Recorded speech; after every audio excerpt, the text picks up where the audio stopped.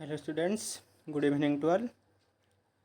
पिलामाने मुझे physics educator Somyanshkar Sharma आपको स्वागत करुच्छे number one study channel Sai study classes. तो पिलामाने आमर जो फिजिक्स प्रैक्टिस सेट चलता तुमने जानी तो आज आमर हूँ प्रैक्टिस सेट नंबर 11। तो जो पूर्व क्लास में कौन करते पे अलरेडी आम प्रैक्टिस सेट नंबर 9 सब टॉपिक आम कवर कर देते। तो पूर्व जोटा करते मिक्सर क्वेश्चन थी आज भी पे मिक्सर क्वेश्चन रही मेनली जो 2020 जो पढ़ा समस्त कहते 2020 बहुत हार्ड पड़ता तार पीवाई को किसी आज सल्व करिया ये क्लास रे। अपना लेट नक क्लास स्टार्ट करदे। आम क्लास को जीवा पूर्व जदि तुम आम चैनल पर नुआ होता तब आम चैनल को लाइक सब्सक्राइब कर और साइड थे बेल आइकन को क्लिक कर दी जहाँफल आम चैनल समस्त लेटेस्ट नोटिफिकेशन तुम मन पाखे प्रथम पहुँच पार। अपना लेट नक क्लास स्टार्ट करें। देख पे प्रथम क्वेश्चन आज कौन अच्छे देख कौन देती देला the volume knob of a radio varies with the resistance a line goes to the speaker. अच्छा, at low volume the resistance is 10,000 ohm and at a high volume the resistance is 10 ohm. And पचारिला if the stereo maintain 35 volt into the speaker then what is the two current going into the speaker. तो पिला मैंने कौन देछि question ले देखरे तो बड़टे लिखाई खाली देखाउछ बड़टे बोली कि संगे दुईटा लाइन आंसर यार देख कौन देछि तेला गोटे रेडियोर भल्यूम नोबटा पिला माने गोटे रेडियोर भल्यूम नोबर जो रेजिस्टेंस रहिला सॉरी कौन गोटे जो रेडियोर जो नोबटा रहिला तार भल्यूमटा पिला माने कासे भेरी करछि हम रेजिस्टेंस रे भेरी करछि बुझिला। तो मत पचारिला जिते आमर भल्यूमटा बहुत लो थिला तो आमर माने लो भल्यूम बेले रेजिस्टेंस केते थिला आमर 10,000 ओम आ जिते हाई भल्यूम माने हो जाइछि जिते हाई भल्यूम बेले आमर रेजिस्टेंस पिला माने केते छै 10 ओम बुझिला। तो जिते बेले लो भल्यूम देछि फास्ट लोग लो भल्यूम के एल भी लो भल्यूम पर रेजिस्टेंस के R1 के पे 10,000 ओम जो हाई भल्यूम अच्छी हाई भल्यूम बेले रेजिस्टेंस के R2 पे के 10 ओम। अच्छा, तो जिते बड़े मोर लो भल्यूम थिला लो भल्यूम बेले मो रेजिस्टेंस देखिए 10,000 ओम जो हाई भल्यूम अच्छी हाई भल्यूम बेले रेजिस्टेंस के 10 ओम देछि। आउ कौन देला दि स्टेरियो मेंटेन्स 35 वोल्ट इनटू दि स्पीकर पे जो स्टेरियोटा रहा सब से वोल्टेज मेंटेन कर दुईटा क्षेत्र में से लो वॉल्यूम हो बा हाई वॉल्यूम हो बोथ क्षेत्र में से पे केते वोल्टेज छाड़ुले 35 वोल्टर वोल्टेज छाड़ू 35 वोल्ट। तो मत पचारि then what is the two current going into the speaker. तो पे पचारा जिते बड़े मोर लो वॉल्यूम थी से मोर करेन्ट के बाहर कर आज जो हाई वॉल्यूम अच्छे से करेन्ट के बाहर कर बुझीगला। पे प्रथम लो वॉल्यूम कथा को जिते बड़े लो वॉल्यूम अच्छी लो वॉल्यूम क्षेत्र में रेजिस्टेंस केते अछि रे 10,000 तापाई मोर V केते पे वोल्टेज केते रही 35 तो आम जानी V is equal to IR अब जानी ओम्स लॉ रु तो पे आई केते हबरे V बाय R V केते 35 बाय 10,000। तो पिला माने एटा जो बाहर कर देबो जति भरियो सेति के एम्पियर हमर करंट भरियो बुझिला। तापर तुम तो मिली एम्पियर कन्वर्ट करि पारे न करि पारे तुम ऊपर डिपेंड करे। देखो आ सेकंड कोन देथिला जते बडा हमर वॉल्यूम हाई हे जाइछि पिला माने वॉल्यूम हाई बेले हमर रेजिस्टेंस केते रे लो वॉल्यूम कथा जानि परलो जते हाई वॉल्यूम अछि HP लिखुछि हाई वॉल्यूम पे रेजिस्टेंस पर केते देछि 10 ओम लिखले 10 ओम। अच्छा आउ कोन देछि मोर V बेठी केते 35 वोल्ट तो पुणी से पकाओ V is equal to IR पकड़े के हम तो आई के हम V बाय R V के 35 by 10 35 by 10 that is equal के भल पे 3.5 एम्पियर। तो जो पचार जो दुटा वॉल्यूम क्षेत्र हाई वॉल्यूम क्षेत्र के बाहर करदे लो वॉल्यूम क्षेत्र के बाहर करदे एतिक पे पचार देख ये छोटिया दुटा आंसर पे केते सारा लैंग्वेज लिखी एत सारा लिखी जड़े पढ़ी कन्फ्यूज हो कौन एडे बड़े क्वेश्चन अच्छे देख लिखी कटे विराट का क्वेश्चन लिखी किंतु कौन है सॉल्यूशन में दुईटा लाइन बुझिपार। चलो नेक्स्ट क्वेश्चन कौन देखते देला n number of identical cells SCE हवा कथा मुझे SHL correction करदेव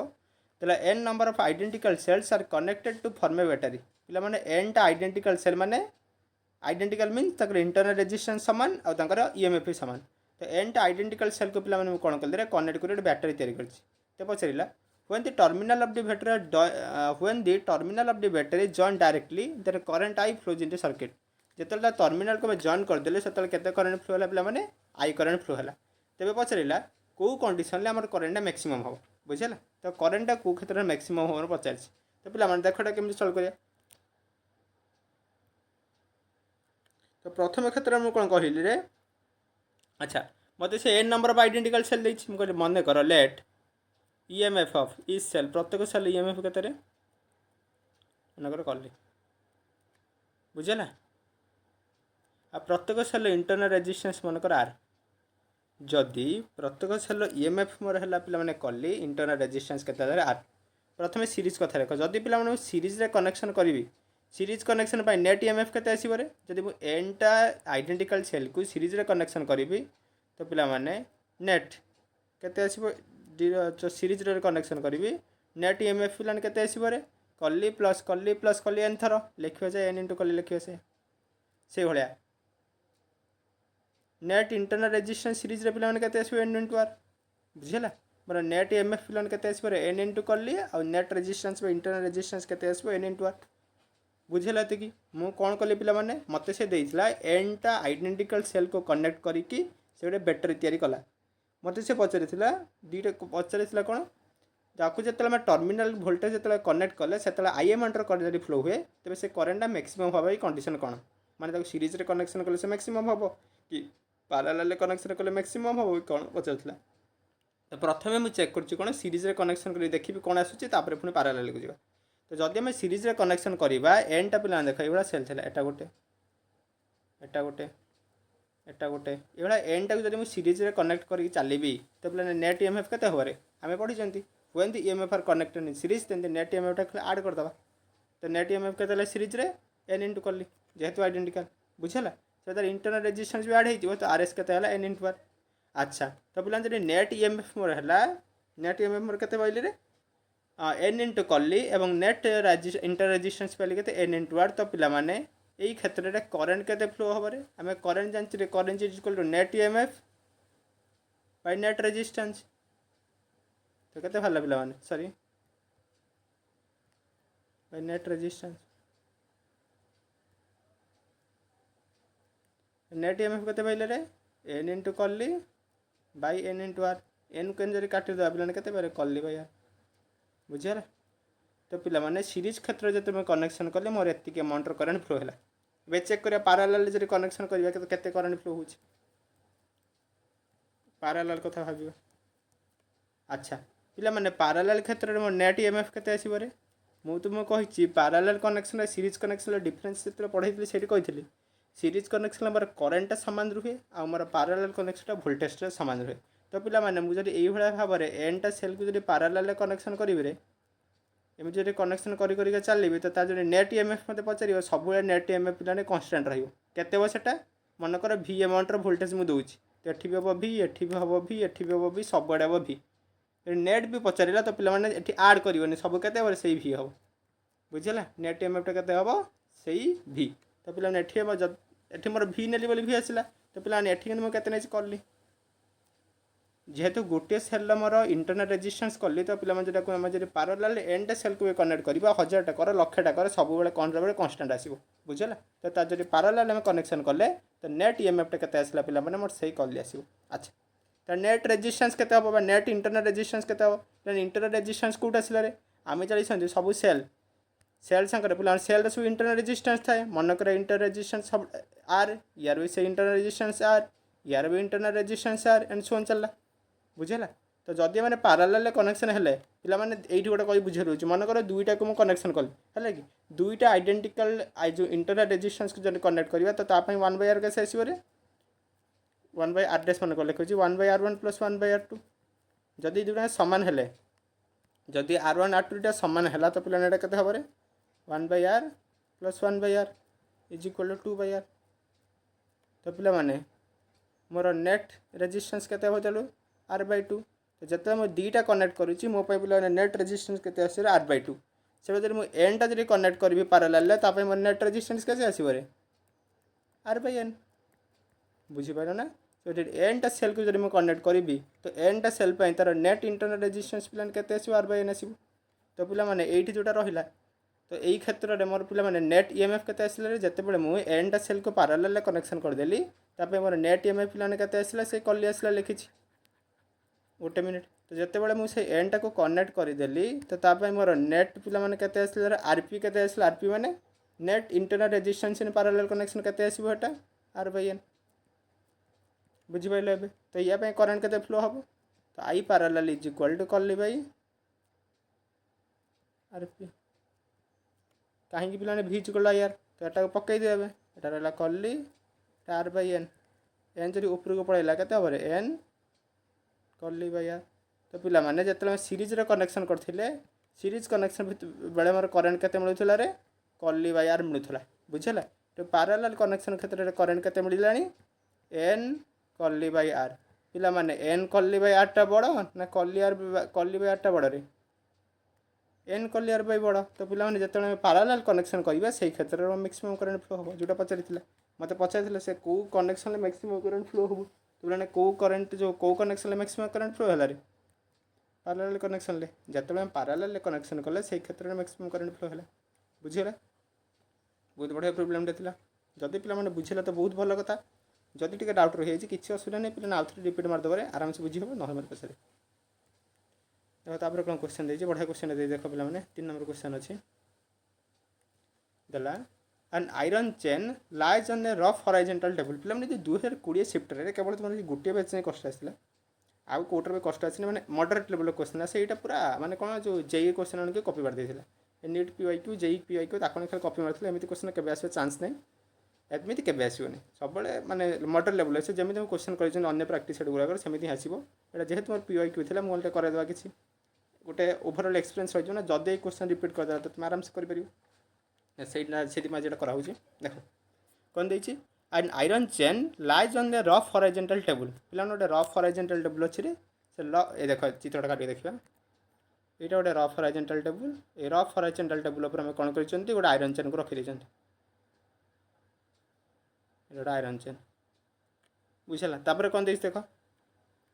it start sliding when 1/4 of its length hangs over the edge of the table पिला माने कौन है देख सी कौन है जिते आयरन जो रड टाकू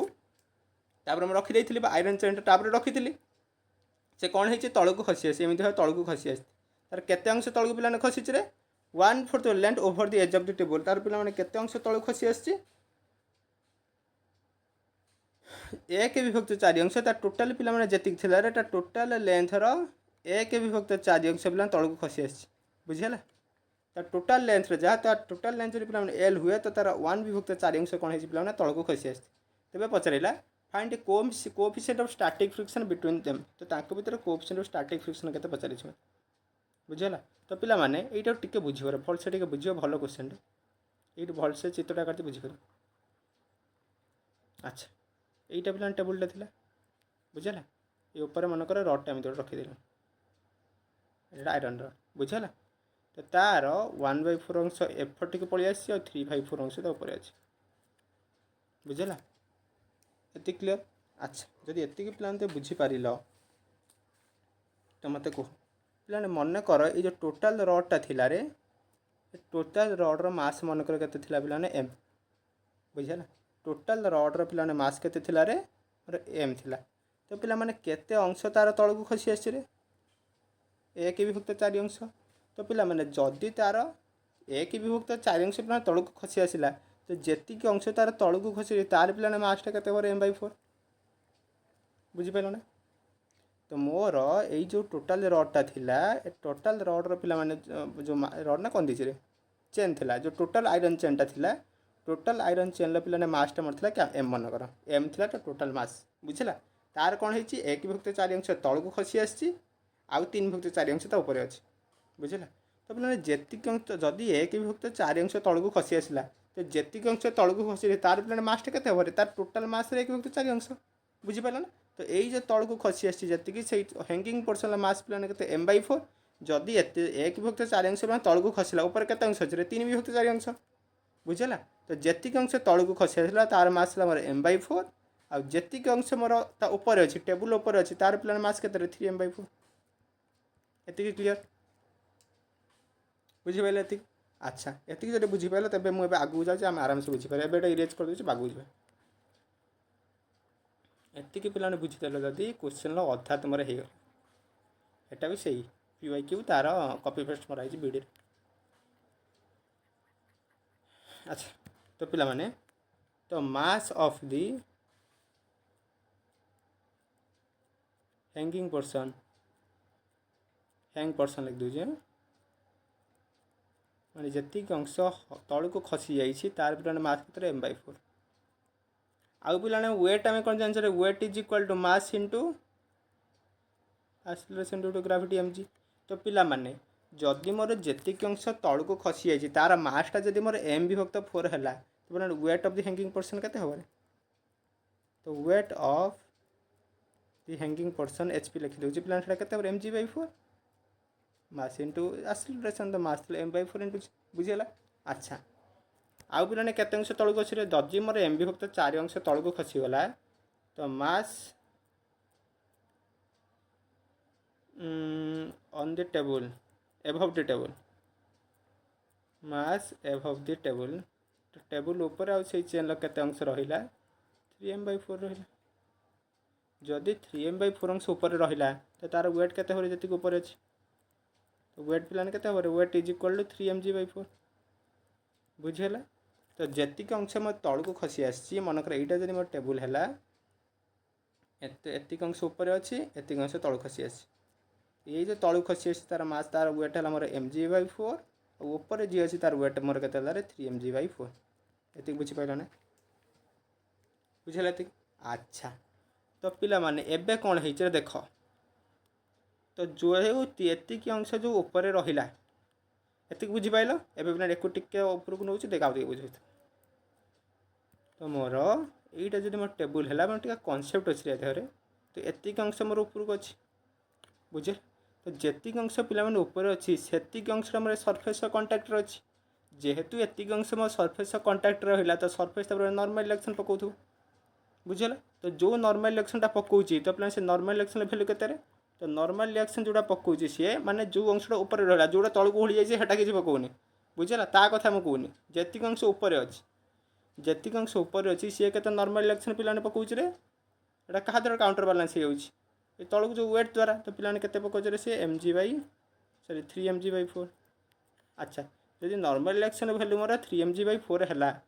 जदि नॉर्मल इलेक्शन भैल्यू मोर 3mg/4 है तो पिलाने का जो आमर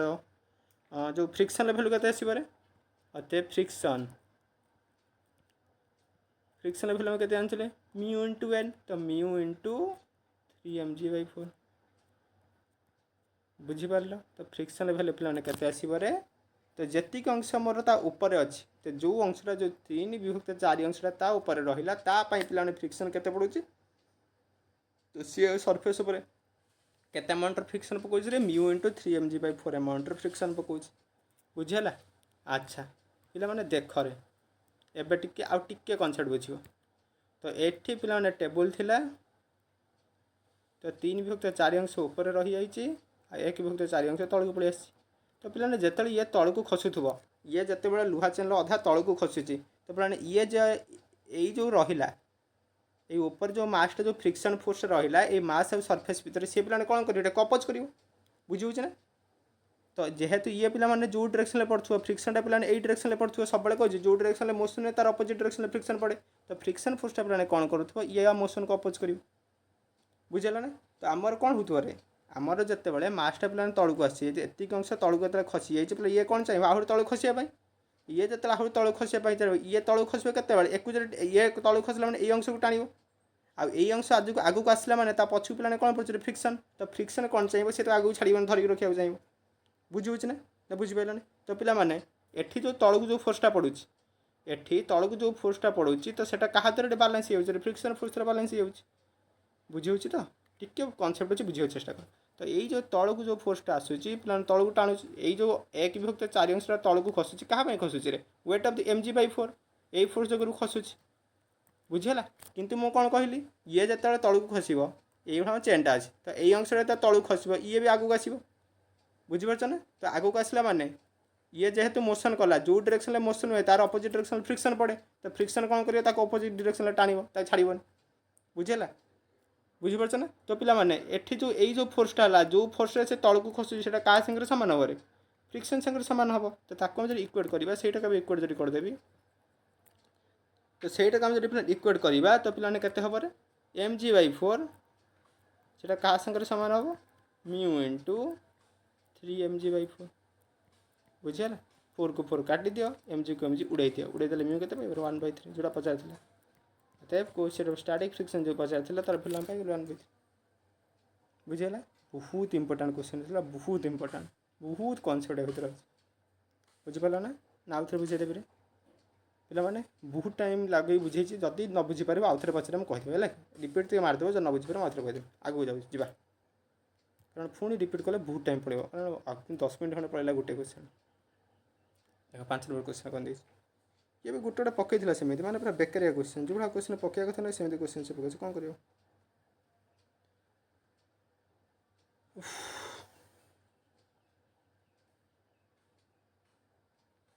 कौ क्वेश्चन पड़ेगा गोटे गोटे minute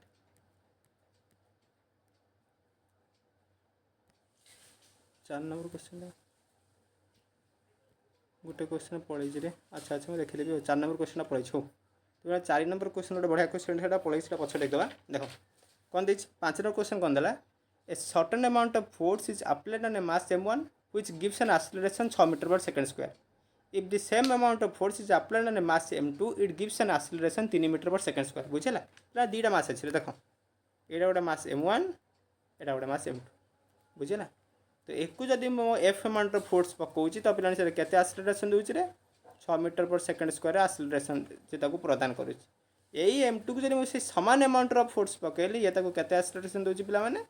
3 metre per second square acceleration दूसरी मत से पचारि जदि यही दुटा मासर कॉम्बिनेशन को माने m1 प्लस m2 को m1 प्लस m2 को मुझे से एफ अमाउंट फोर्स देवी तो सही क्षेत्र में एक्सेलरेशन केते मत पचारि ये आज मोर क्वेश्चन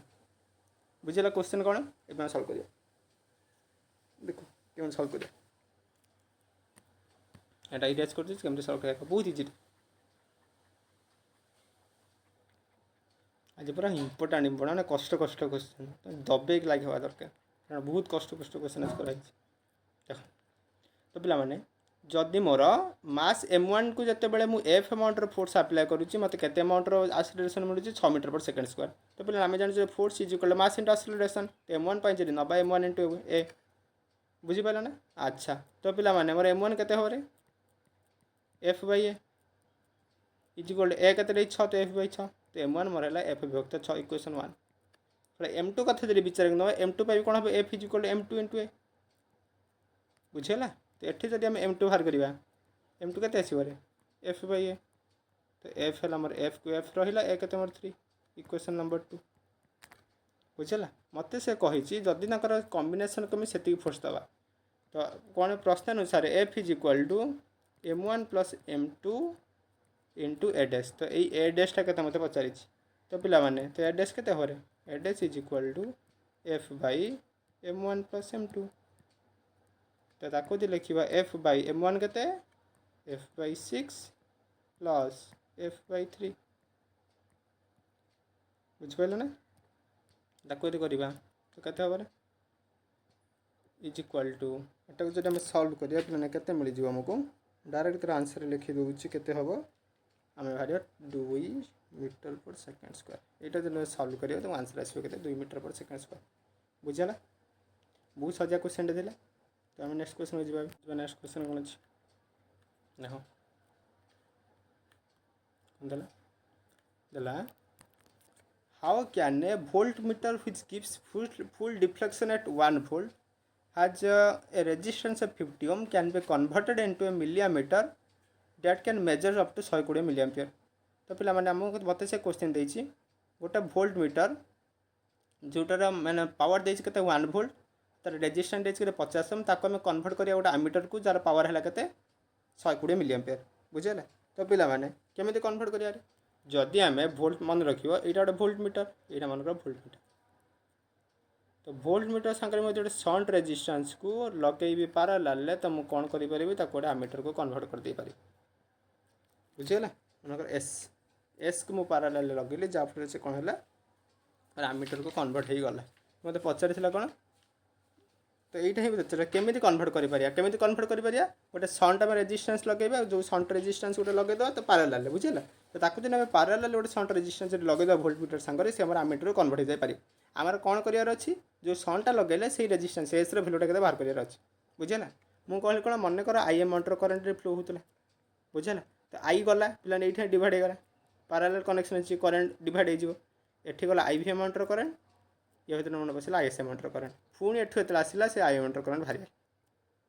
ना बुझीपार ये बुझीपार ना अच्छा तो पे मैंने ये क्षेत्र में करेन्ट के रे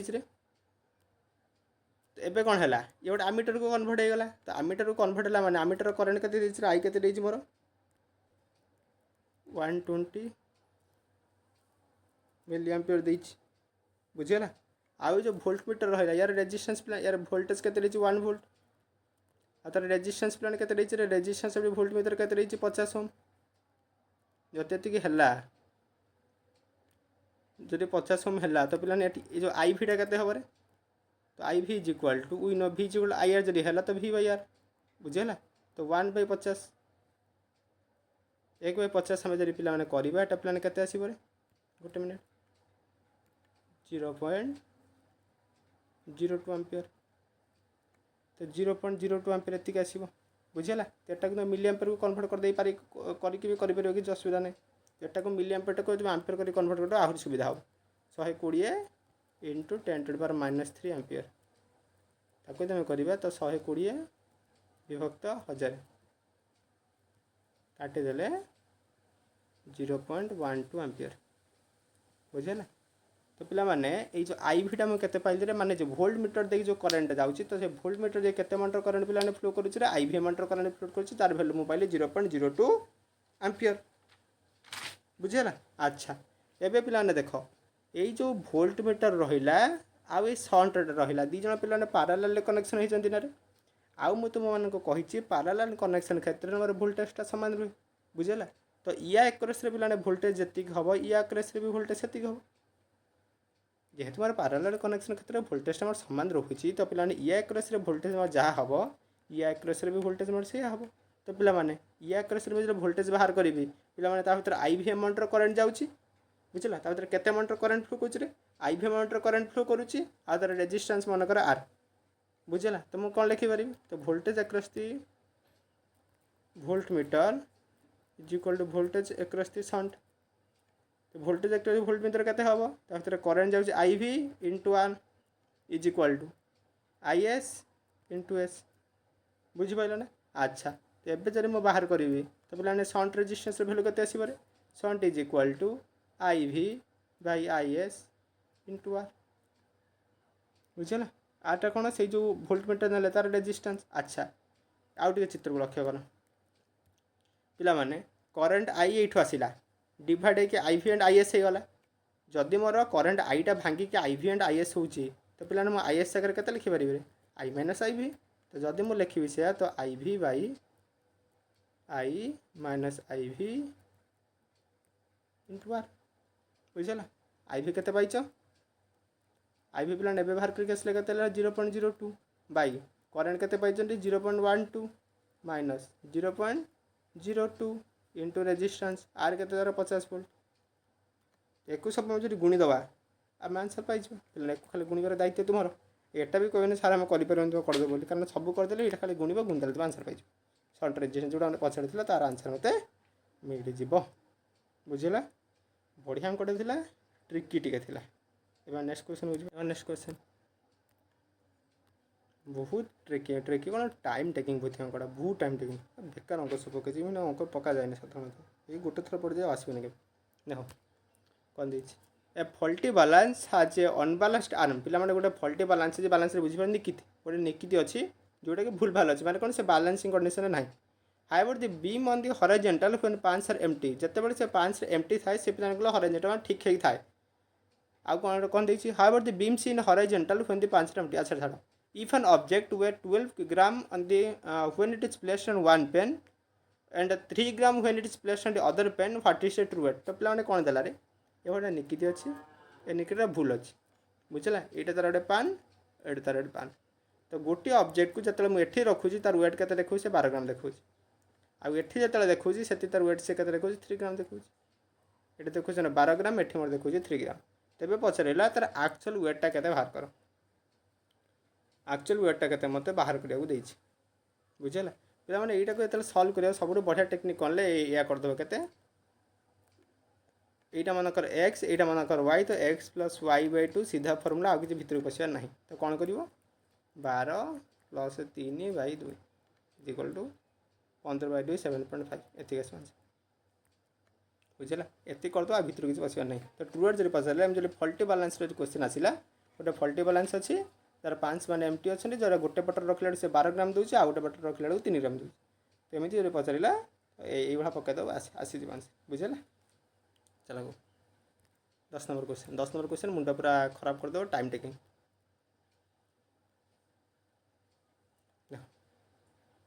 दला two glass bubble at equal volume are connected by a narrow tube and are filled with gas at 0 degree centigrade at pressure 76 centimeter per mercury. अच्छा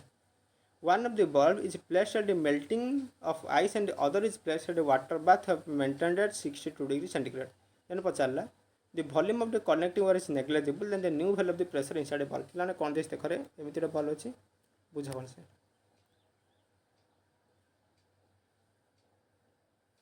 एमिति मैं कनेक्ट करी ठीक है चित्र साइज लाने नहीं था बुझेला तो प्रथम क्षेत्र में कौन करी ये भी पिला माने 0 डिग्री सेंटीग्रेड रो अछि ये भी मोर 0 डिग्री सेंटीग्रेड रो अछि बुझेला अच्छा हाँ 0 डिग्री सेंटीग्रेड अच्छे केते टेम्परेचर अच्छे 76 सेंटीमीटर पर मर्क्यूरी सेंटीमीटर पर ऑफ मर्क्यूरी प्रेशर अच्छा बुझेला सेकेंड केस में कौन कली ना प्रथम केस एठी भी किसी गैस थिला एठी भी किसी गैस थिला दी जन के एमिति भाबरे मेंटेन करी रखि दे फर्स्ट केस रे एटाला केस 1 तो केस 2 रे मु कौन कली पिला माने देखो केस 2 टा बुझ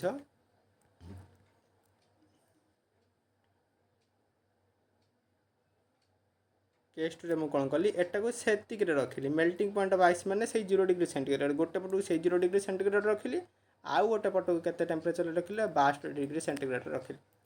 माने गोटे पटर जो गैस थिला से गैस रो टेम्परेचर मु मेंटेन रखिली आ गोटे पटर टेम्परेचर को 62 डिग्री सेंटीग्रेड कर देली तो पिला माने साधारण कथा जेतेबेले मार टेम्परेचर बढ़ाई देबी तो बढ़ेला फरे कोन हबरे एठी किछि परिमाण नंबर ऑफ मोल एपट को शिफ्ट हो बुझला जो किछि मोल ऑफ गैस एठी जो गैस माने थिले किछि मोल ऑफ गैस एपट रे एपट को शिफ्ट हो मन कर मु कहली कते x मोल ऑफ गैस मार एपट के शिफ्ट हो जेतले मु गोटे टेम्परेचर बढ़ाई देली आ गोटे टेम्परेचर मेंटेन करी रखिली मन कर मोर केते x जो x mole of gas more shift हो जाउ बुझला तो केमिटे सॉल्व करिया को पिला माने देखरे फास्ट आम ना कौन इनिशियल कंडीशन प्रीवियस क्षेत्र प्रथम थिला एटाला मन कर ट्यूब 1 एटाला ट्यूब 2 गैस 1 बा गैस 2 अच्छा तो पिला माने मु जाने आइडियल गैस इक्वेशन जानती पीवी = मुझे जानी आइडियल गैस इक्वेशन मतलब जाना फिजिकल एनर्जी तो गैस 1 पे जब लिखी एटा गैस 1 पिला गैस 1 पे जब लिखे कौन लिखि था ये लिखाई था कि P1 V1 = एनआरटी P1 केते थिला पिला माने 76 इंटू वॉल्यूम थिला V = n को n रहिला आ पिला r को r रखिदेली आ टेम्परेचर केते 273 केल्विन फर्स्ट केस पे अच्छा जिते बड़े पिलाने सेकंड केस है सेकंड केस रे पिलाने कौन है जिते बड़े देखरे जिते बड़े मु यार टेम्परेचर पिलाने 62 डिग्री सेंटीग्रेड करदेली टेम्परेचर बढ़ेले कौन है देख एपट्रु x मोल ऑफ गैस यही पटे साइड रो x मोल ऑफ गैस एपटे साइड को पास होकर पड़ेगा बुझेला तो पिलाने पूर्व एठी मोर number of mole of gas था n पुणी ता संगे ऐड है केते x mole of gas add हो गला फाइनल कथा कहूँ जिते टेम्परेचर बढ़ाई देली तो x मोल ऑफ गैस मोर एपट पास कर बुझला जदि x मोल ऑफ गैस एपट गला तो पिलाने या नंबर ऑफ मोल केते गला रे तो जब सेकंड केस नवा फाइनल केस नवा तो फाइनल केस से जो गैस 1 पे मोर नंबर ऑफ मोल केते हो n थिला plus x n plus x हो तो ता जब आम इक्वेशन टा लिखा केते हम रे p डैश v पिला माने केते लिखिबे रे आमे = n plus x into r into 273 कारण टेम्परेचर से मेंटेन रखी चला इक्वेशन 1 तो p डैश v = माने हाँ जिते आम ऐड कले जिते नंबर ऑफ मोल गैस बढ़िला तो तार प्रेशर बढ़ी बुझला। तो पी डैश लिखिले पी डैश इंटू वॉल्यूम तो सामान थिला पचार बुझला। पी डैश इंटू भि is equal number of moles बढ़िला केते एन थिला एन प्लस एक्स हो गला n plus x into R into 273 एटा हमर इक्वेशन 1 बुझला। अच्छा तो एठी हम जदि करबा देखो पिला माने एटा इक्वेशन 1 दे नथिबा थाउ सेमिति ए इक्वेशन को देखो प्रथम इक्वेशन में पाइले 76 इंटू भि is equal to n R into 273 equation number 2 रु पाइले n plus x into P dash भि इज इक्वल सेटा नुहे पाइले कौन पी डैश भि is equal to n plus x into R into 273 पे इक्वेशन जो हरी दिए ये दुटा इक्वेशन में जो हरीदेवी पे के पाइबे पी डैश भि बै पी भि बै 76 इंटू भि is equal to n plus x into R into 273 विभक्त एन आर इंटू 273 तो एक आम काटिदेबा 273 कटिज आर को आर कटिज बुझला। तो कटि कुटा गला मोर पी डैश भैल्यू मैंने के पाइबार P dash is equal to n plus x by n into 76 बुझला के पाइबा n plus x by n into 7 एटा इक्वेशन 1 एटा इक्वेशन 1 दियो। सेकंड गैस देखो ए सेकंड गैस कति चलो मैंने सेकंड गैस कथा जब विचार को करवा प्रथम क्षेत्र से थिला केतरा 0 डिग्री सेंटीग्रेड रे तो तापे जब हम इक्वेशन लिखिबा तो सेकंड गैस पई जब इनिशियल कंडीशन हम इक्वेशन लिखिबा तो केते बरे सही P v is equal to n R T तो पी केते थिला 76 into v is equal to n R into 273 बुझेगा। जिते बड़े पिला माने टेम्परेचर बढ़ेली देख टेम्परेचर बढ़ेला फल कौन है एठू मोर एक्स मोल ऑफ गैस एपटर एपट पास करीगला बुझेगा। तो इनिशियल या पाखे था नंबर ऑफ मोल एन तो एक्स मोल ऑफ गैस पड़ेगा तो पिला या पाखे केते रहिबे फाइनल एन माइनस एक्स तो जो या पाखे जो फाइनल नंबर ऑफ मोल रहिबे पिला केते हो एन माइनस एक्स रहिबे तो एन जगह हम एन माइनस एक्स को जब पुट कर या जो माने फाइनल स्टेट रे इक्वेशन लिखिबा तो केते लिखिबा P dash into v is equal to n minus x into R into T तो P dash v is equal to n minus x रहिला आर को आर रहिला पिला माने टेम्परेचर केते 62 डिग्री सेंटीग्रेड 62 जब तुम केल्विन को कन्वर्ट करिवो केते हबो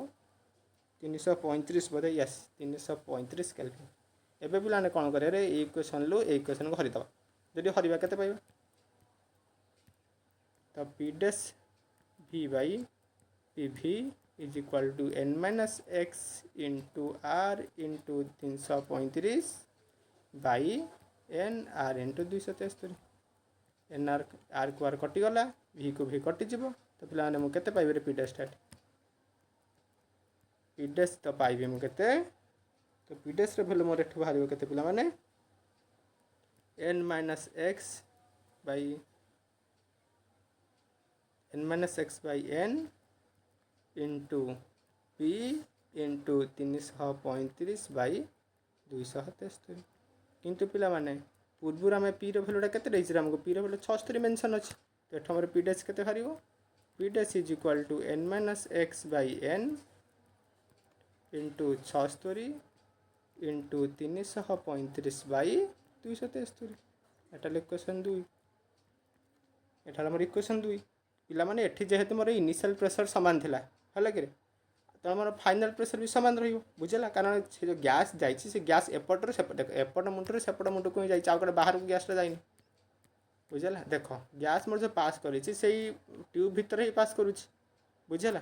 से ट्यूब भीतर पास करते एपटर एठिक जाउछि ना एठिक एठिक जाउछि तो दी आड़े ही से इंटरचेंज होउछि बुझला। तो पिलाने फाइनल प्रेशरटा बहुत क्षेत्र में सामान रहिबो ताकू जब इक्वेट करदेवी तो पिला माने जदि हम इक्वेशन 1 और 2 जब इक्वेट करवा इक्वेशन 1 ले आम पाइथिले कोन पाइथिले रे तो n plus x by n तार भैल्यूटा पिला मन केते हबो तो n plus x by n into 76 is equal to n minus x by n but lengthy question into 76 into 335 by 273 पे एठ 76 कटिज और टिके को जब सल्व करवा तो केते पाइबारे एन को एन गोटे काटिदे पार तो 273 से गुणिले 273 n plus 273 x is equal to 335 n minus 335 x एटा को जब सल्व करके एन भैल्यूटा जब बाहर करवा एन के बाहर जब एन को सल्व करिए एन भैल्यू बाहर 608 बाई 62 इंटू एक्स बुझेगा। एबे कौन करवा ये जो एन भैल्यू पाइले एन भैल्यू को नहीं इक्वेशन 1 में पुट करद एन भैल्यू को इक्वेशन 1 में नहीं पुट करवा